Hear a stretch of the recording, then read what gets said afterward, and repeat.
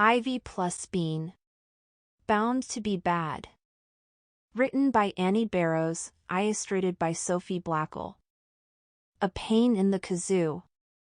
Check. Bean's mom was reading the paper. Check. Bean's dad was reading the paper. Check. Nancy was reading the funnies. Bean picked up her plate and licked the streaks of leftover syrup. Bean's licking her plate, said Nancy. Stop it, Bean, said Bean's mom without even looking up from the paper. Bean sat on her hands and stared at her plate with her lips shut tight. Then, suddenly, her tongue shot out of her mouth and her head swooped down to her plate. I can't help it, she said, licking. There's a magnetic force pulling my tongue out of my mouth. Bean's family looked at her like she was a bug. An ugly bug. That's disgusting, said Nancy. Bean, please, said her mother. Cut it out, said her father. I can't, slurped Bean. The force is too strong. Her father took her plate away. Bean slumped against the back of her chair. Thanks, dude. I owe you one. Don't call me dude, said her dad. Go do the dishes. What? It's Nancy's turn, yelped Bean. It was Nancy's turn until you licked your plate. Now it's your turn, said her dad. That's totally unfair, huffed Bean. I couldn't help it. Haven't you ever heard of forces beyond your control? Yes, I have, said her father. Forces beyond your control are going to make you do the dishes. What am I, Cinder Bean? Bean said. What about my rights? Slowly her dad lowered his newspaper and looked at her. Think about whether you're making a good choice or a bad choice, Bean. There was a pause. I guess I'll go do the dishes. Bean clomped into the kitchen. Bean, you didn't see my pink yarn, did you? Oops. Bean tried to roll behind the couch, but Nancy saw her.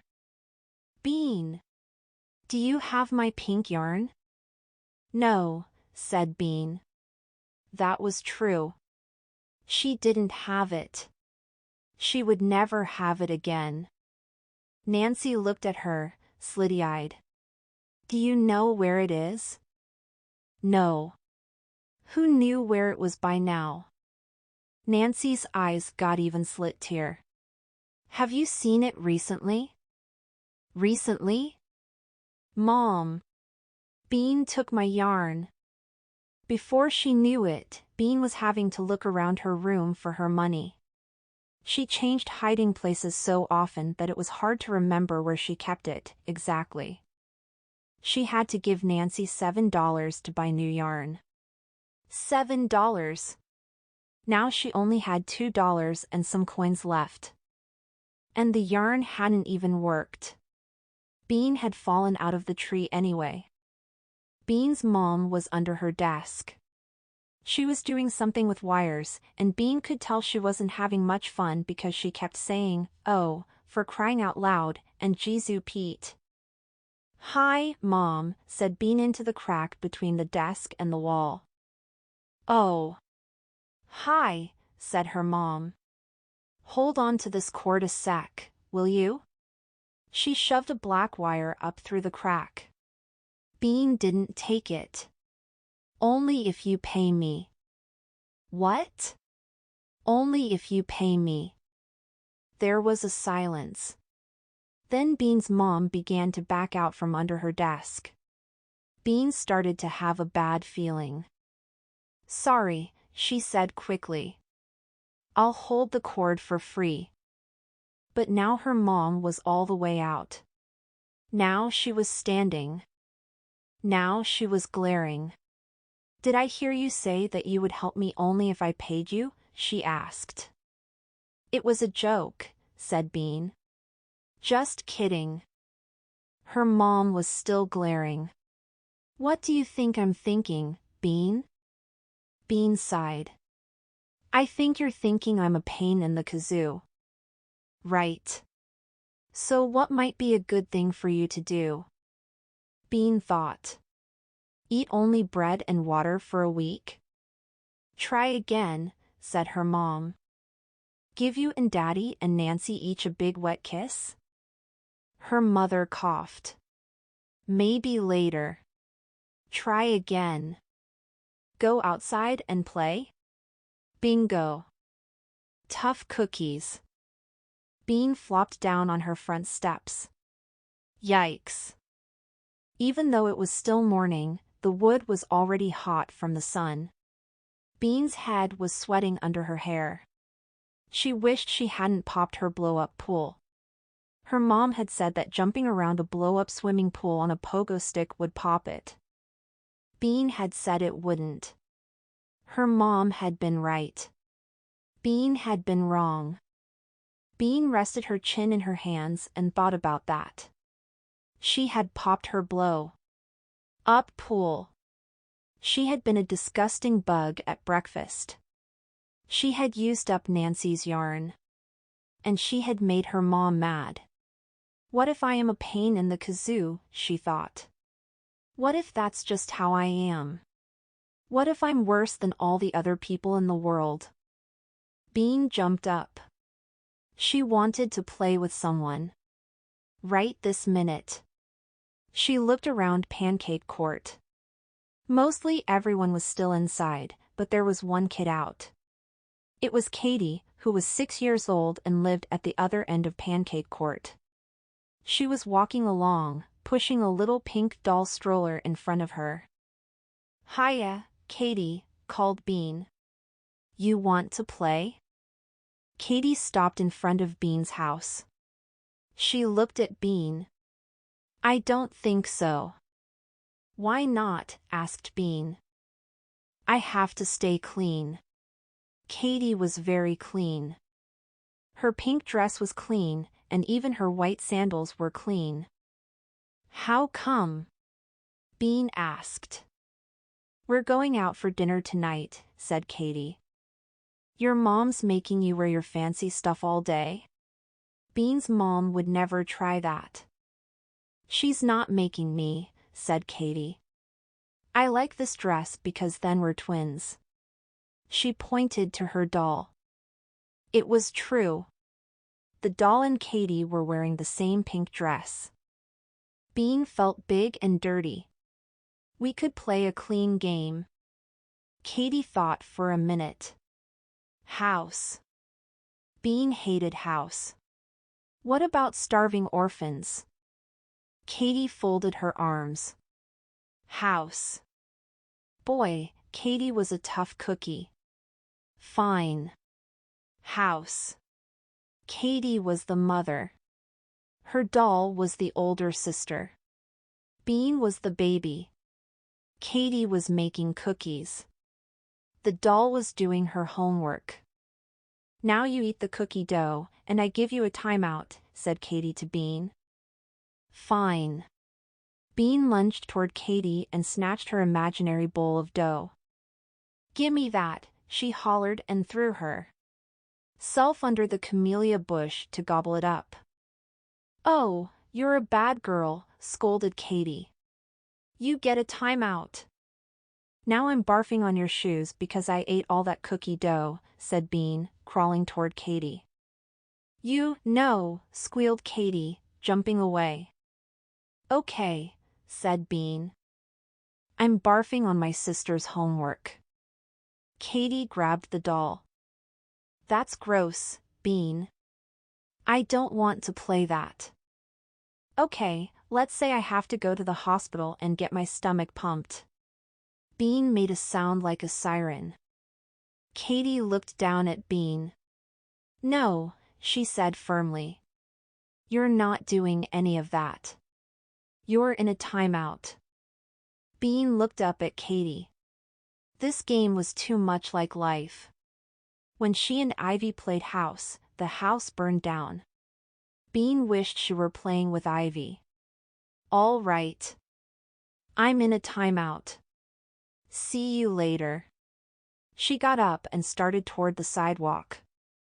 Where are you going? Asked Katie. Ivy's. My timeout is at Ivy's, said Bean. Bye. Bird brains. Ivy. Bean shouted into Ivy's mail slot. Yoo-hoo. Hello, Bean, said Ivy's mom, opening the front door. Care for a slice of cucumber? She was holding a plate of them. Bean wanted to say, Are you nuts? But she knew that wasn't polite.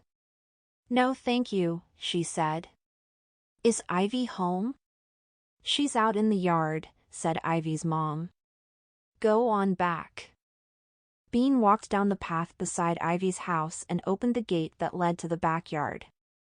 Ivy's yard didn't have a trampoline like Bean's, but it did have big rocks and a perfectly round puddle that Ivy called a pond even though she had to fill it with the hose. Ivy was standing still in the middle of the long, weedy grass. Her arms were raised to the sky, and she had a big smile on her face. Are you trying to fly? Called Bean. Ivy turned to Bean and smiled even bigger, but she didn't move. Hi, she whispered. Wave your arms, advised Bean. Ivy smiled so hard her eyeballs bulged out. What the heck are you doing? Bean asked. I'm trying to be good, whispered Ivy. What? Yelled Bean. She waded through the weedy grass. I'm trying to be good, Ivy whispered again. Why do you have to be so quiet about it? Now Bean was whispering, too. Because I don't want to scare the birds away. I'm trying to be so good that birds land on my fingers and wolves come out of the woods and follow me down the street, Ivy explained. Bean stared. Why would being good make birds land on your fingers and wolves do whatever you just said? I found out about it yesterday. If you're super good and pure of heart, animals think you're one of them and they love you and follow you around. Ivy's arms were trembling. She must have been holding them up for a while. Are you sure about this? Asked Bean. Positive. I saw it in a picture. There was this guy with birds flying all around him and a wolf licking his foot. My mom said this guy was so good that wild beasts talked to him and birds swarmed after him. I don't get it. Why did the birds swarm after him? Because his heart was so pure and kind that they saw that he was the same as an animal on the inside. They loved him, Ivy said. Bean thought about that. Like Snow White, you mean? Hadn't the birds helped Snow White make a pie? Ivy made a face. Snow White wasn't good. She was a goonball. Everyone knows you're not supposed to eat stuff you get from strangers. But the birds liked her, said Bean. Maybe the birds felt sorry for her, but they didn't think she was one of them, said Ivy. Anyway, I don't want to be like Snow White. I want to be like the guy in the picture. I want a wolf to follow me because I'm pure of heart. A wolf. Bean pictured a shaggy wolf walking beside her while a bird rested on her shoulder. Her mom and dad would be scared half to death, but Bean would say, the wolf won't hurt Voucher. He's my friend. Then the wolf and Bean would give each other long, understanding looks. And then Bean's mom and dad would feel rotten because they hadn't realized that Bean was so pure of heart. They had thought she was a pain. Bean smiled at Ivy. A wolf would be pretty cool. Yeah. Ivy smiled dreamily. We could share him, said Bean. Sure we could, said Ivy. That's what good people do. They share. He doesn't even have to lick my foot, said Bean. It's fine if he just follows me around. I know, said Ivy. Me, too. She raised her arms again. but I'm starting with birds. I think they'll be easier to get than a wolf. You know, she whispered, they're not so smart. She looked up and smiled at the sky. La la la, she sang sweetly. I don't see any birds, said Bean, glancing up. Me neither, said Ivy. Maybe they're hiding in the trees. Bean watched her for another moment. I like birds, too, she said in a loud voice. Almost as much as wolves. She held her hands upward. How do you do it? What? Be so good that a bird lands on you? You can't think about yourself.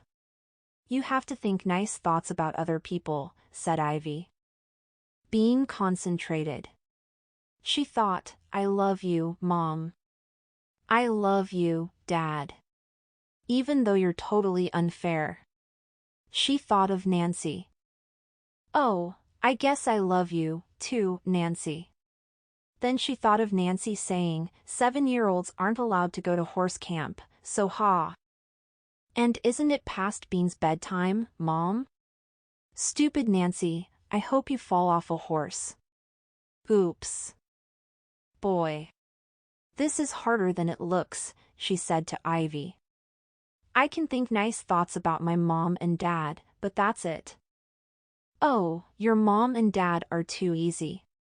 You aren't good enough if you just think nice thoughts about your mom and dad. You have to think nice thoughts about mean people.